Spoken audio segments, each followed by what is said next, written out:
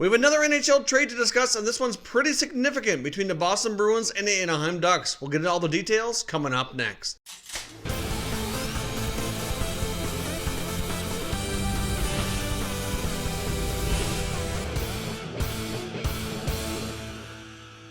Welcome back to another video here at Top Shelf Hockey. We have some more breaking news from the NHL on a pretty significant trade that's taken place between the Anaheim Ducks and the Boston Bruins. Now, the Boston Bruins have found a way to shed themselves of the contract of David Backes while obtaining themselves another speedy scorer who can fit into their top six of their lineup. Here are the full details of the trade. The Anaheim Ducks send young forward Ondrej Kase to the Boston Bruins in exchange for David Backes, the Boston Bruins 2020 first round selection, and prospect Axelson. So we've heard numerous reports on this type of deal possibly taking place.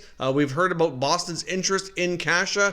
We've also heard about the possibility of David Backes being moved, and I've also reported before as well that Bob Murray, the GM of the Ducks, has made it abundantly clear that he would be willing to take on a less favorable or bad contract in exchange for some good future assets. So clearly this is a case of the Ducks using their cap space to absorb a bad contract to get some good future assets while moving along a player who they didn't mind putting into the trade market here. So this is a pretty significant deal for Boston. David Backes has this year and next left on his contract at $6 million, which they're no longer responsible for. They do lose their first round pick, but it's a price they had to pay to move that contract. Ondrej Kase's deal is this year and next at $2.6 million, so that's a pretty significant difference for salary cap purposes. Kase is a really speedy scorer who certainly has had his issues with his health in the past, but can be a 20 to 30 goal man if he can remain healthy, which will be the key part here. Of course, we've heard the Bruins linked to multiple players, including Chris Kreider, the Rangers, Kyle Palmieri, the New Jersey Devils. We've even heard that they were kicking tires with the Hawks on Brandon Saad.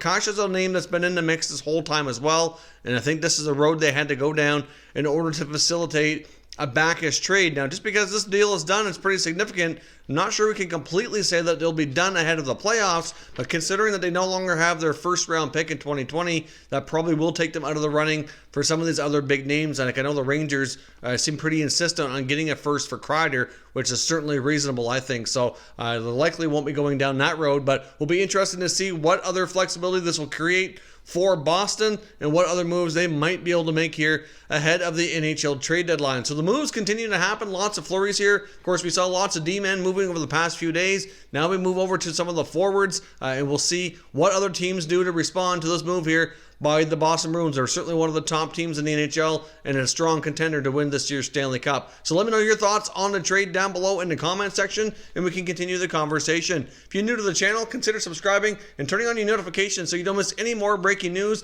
for the NHL Trade Deadline 2020. I'll keep you all up to date with all the trades and all the rumors leading into the deadline coming up on the 24th. Thank you very much for watching, and I will catch you next time.